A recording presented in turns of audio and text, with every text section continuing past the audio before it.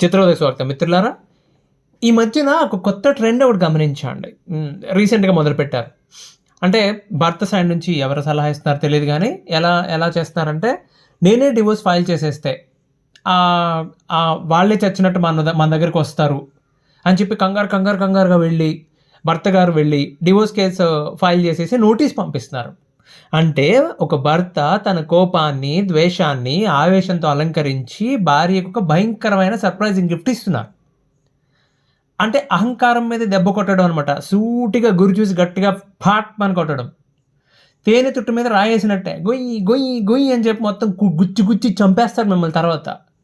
అరే బాబు! ఎందుకురా నువ్వు కేస్ ఫైల్ చేసావంటే, అంటే నేను వాళ్ళ ఊరు వెళ్ళే పని ఉండదు కదా! వాళ్ళే మా ఊరు రావాలి చచ్చినట్టు. బీదరెందుకెళ్లారు అంటే ఇసుక చల్లనాకన్నట్టు చెప్తున్నారు కబుర్లు.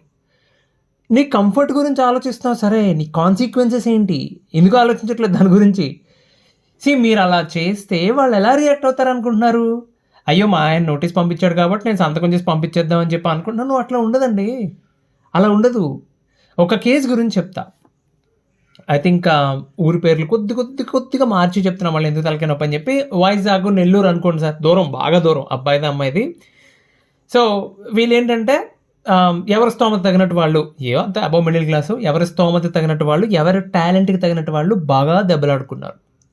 ఓకే. జస్ట్ సంవత్సరం దాటింది పెళ్ళంతే వాళ్ళు. బాగా గొడవ పడి అమ్మాయి పుట్టింటికి వెళ్ళిపోయింది. ఈ అబ్బాయి ఏమో కేస్ ఫైల్ చేశాడు. ఎవరు చెప్పారో తెలీదు. అమ్మాయి పుట్టింటికి వెళ్ళిన తర్వాత 2 నెలలు వరుసగా ఫోన్ మాట్లాడుకోలేదు వీళ్ళు. ఈయనెళ్ళి కేస్ ఫైల్ చేశాడు. వాళ్ళ ఊర్లో వైజాగ్ అనుకుందాం. వైజాగ్‌లో కేస్ ఫైల్ చేశాడు. ఆ నోటీస్ అమ్మాయికి చేరింది. ఓకే. సో ఇప్పుడు ఏం జరిగి ఉంటుంది అనుకుంటున్నారు మీరు? నెక్స్ట్ చాలామంది గెస్ చేయగలుగుతారు. ఆల్రెడీ ఎక్స్‌పీరియన్స్ చేసిన వాళ్ళు ఈజీగా చెప్పగలుగుతారు. సో ఈయనేం ఊహించుకుంటున్నాడు? ఈయన నోటీస్ పంపిన వెంటనే సరే ఒక నెల కాకపోతే మళ్ళీ నెలన్నా సరే వాళ్ళు కోర్టుకొస్తారు. కోర్టుకొచ్చిన తర్వాత మనం ఇక్కడ మాట్లాడదాంలే, కౌన్సిలింగ్ ఉంటుంది, అవన్నీ ఇమాజినేషన్‌లో ఉన్నాడు. వాళ్ళేం చేశారు? అమ్మాయి అసలు నోటీస్ తీసుకోలా. డివోర్స్ నోటీస్ ఎళ్ళింది. కోర్టు నుంచి నోటీస్ వచ్చిందంటే వాళ్ళకి అర్థమైంది. వాళ్ళేమనుకున్నారంటే ఆర్‌సీఆర్ సెక్షన్ 9 ప్రకారం పంపించారేమో అనుకున్నారు. వాళ్ళు తీసుకోలేదు. తీసుకోకుండా ఇక్కడ ఏమేం కేసెస్ ఉన్నాయని చెప్పి ఆన్‌లైన్‌లో చెక్ చేస్తే వాళ్ళకి విషయం అర్థమైంది క్లియర్‌గా. ఓకే. 4 రోజులు పోయిన తర్వాత చెక్ చేశారు.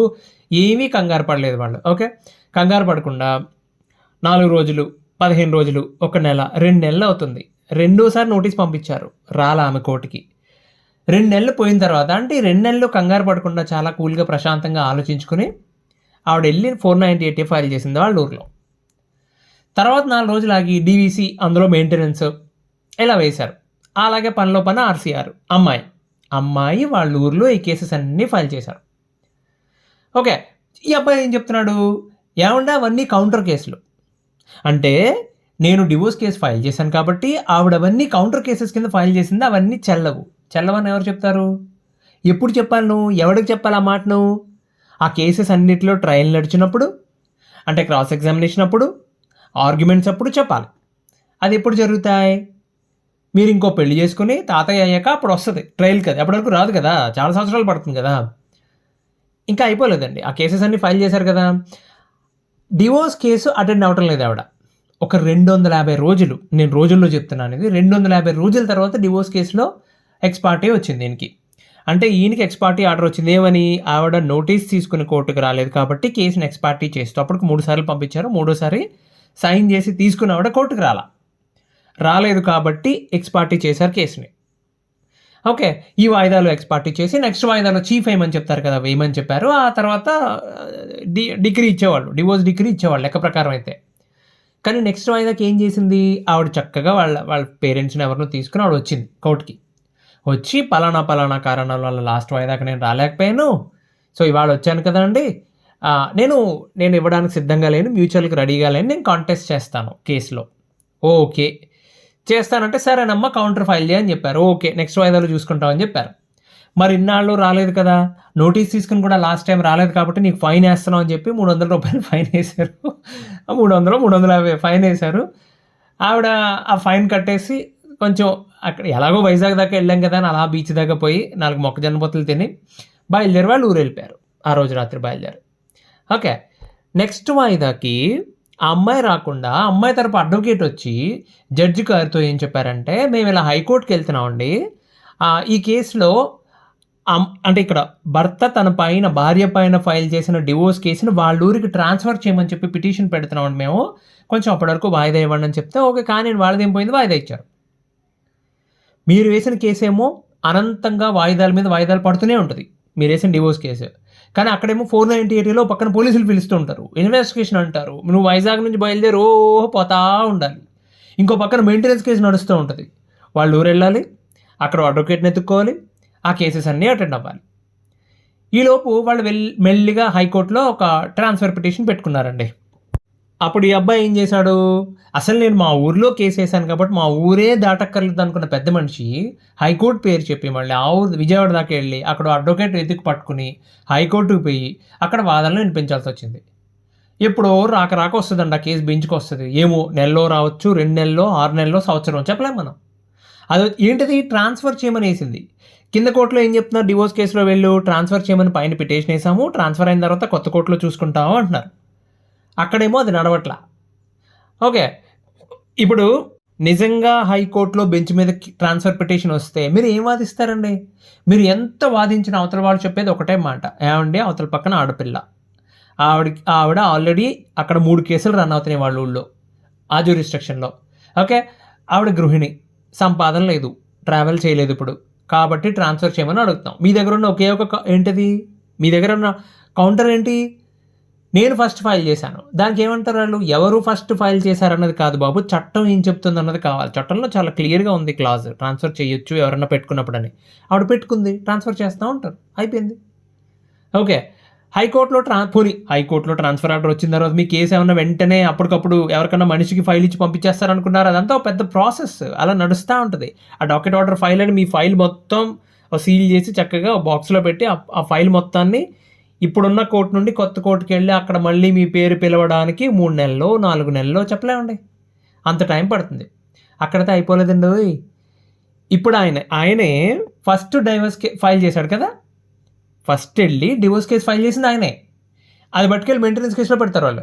చూడండి, ఆయన వదిలేసే ఉద్దేశం నాకు లేదు, అతనికే నాతో కలిసి ఉండే ఇష్టం లేదు, కాబట్టి మెయింటెనెన్స్ ఇప్పించమని చెప్పి దాంట్లో పడేస్తారు పట్టుకెళ్ళి.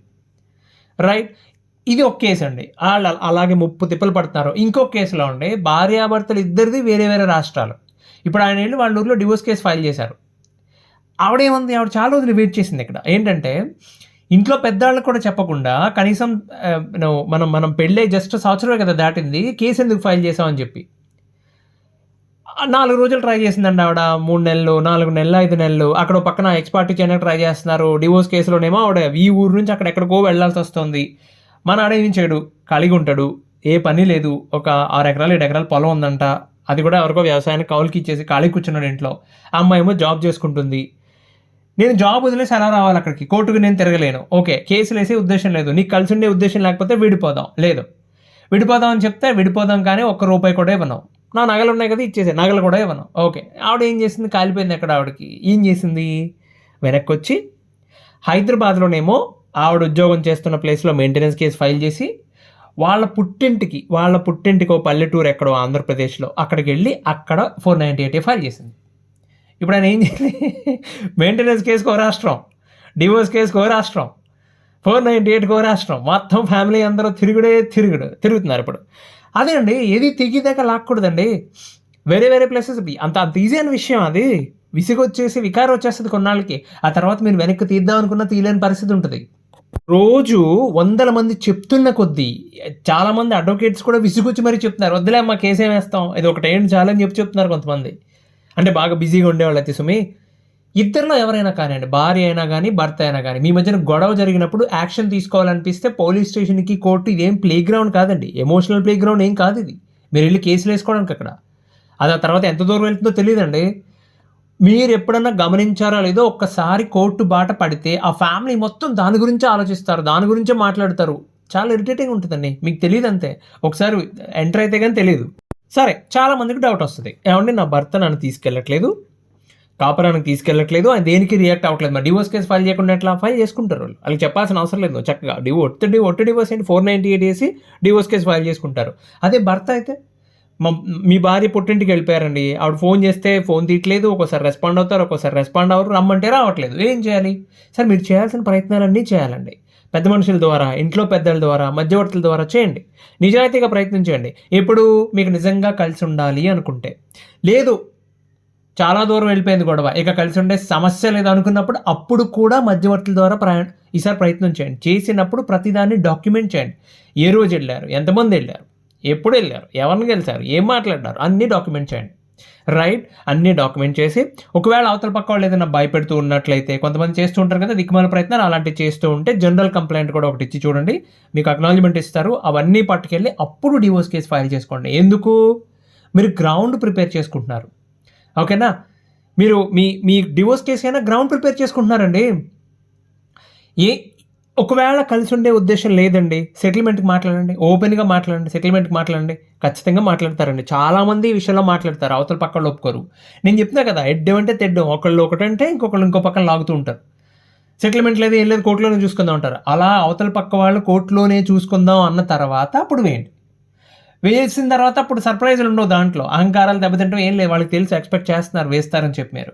రైట్, అలా అని చెప్పి విడిపోయి సంవత్సరాల తరబడి ఎదురు చూస్తామని ఎవడూ చెప్పడండి. దానికి ఒక లిమిట్ ఉంటుంది, ఎథికల్ లిమిట్ ఉంటుంది, మోరల్ లిమిట్ ఉంటుంది. ఆ లిమిట్ దాటేసిన తర్వాత మీ ఇష్టం, ఎవడో క్వశ్చన్ చేయడు మిమ్మల్ని.